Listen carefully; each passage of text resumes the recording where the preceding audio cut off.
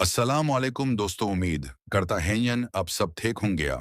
आज हम आपको एक ऐसे शहर की कहानी सुनाने जा रहे हैं जहां लोग सिर्फ घूमने नहीं आते बल्कि अपने दिल का बोझ हल्का करने आते हैं।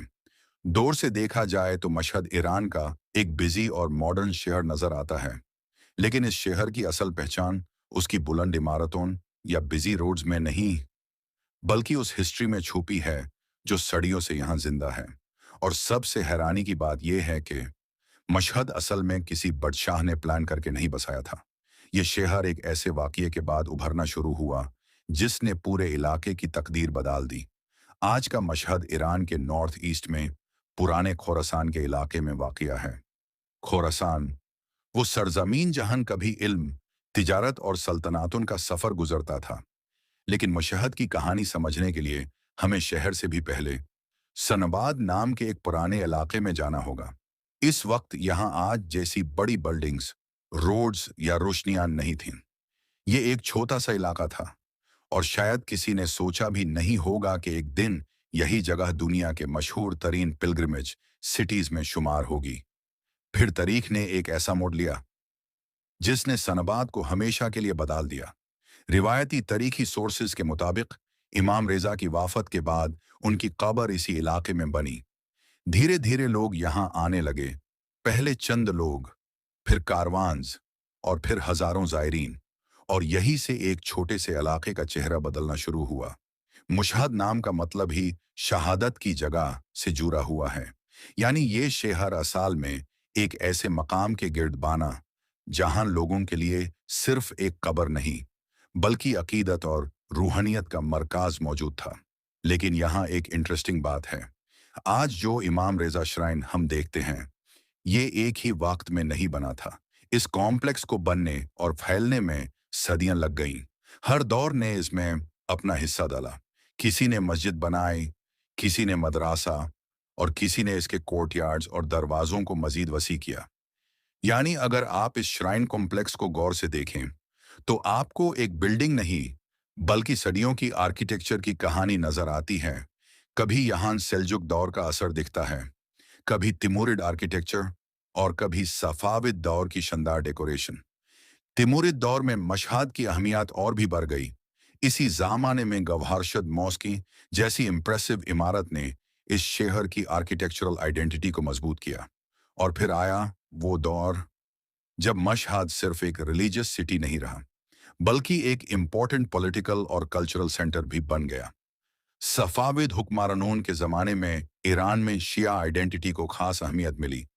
इस वजह से मशहद की रिलीजियस इंपॉर्टेंस और भी बढ़ गई।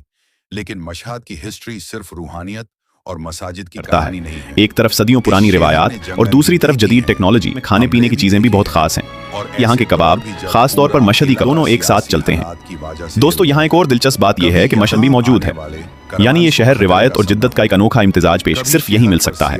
बाकी शहरों में जो कबाब मिलता है वो इसका मुकाबला नहीं करता। शहद, मक्खन और मकामी ताज़ा रोटी पर मुश्तमिल होता है। और हाँ, अगर आप कभी मशहद जाएं तो यहाँ का रिवायती नाश्ता जरूर आजमाएं जो पूरे ईरान में मशहूर है। और कहा जाता है कि असली मशहदी कबाब का जायका एक आम रिवाज है। अब आते हैं मईशत की तरफ। दोस्तों, मशहद सिर्फ मजहबी शहर नहीं बल्कि सबसे बड़ा सुतून है।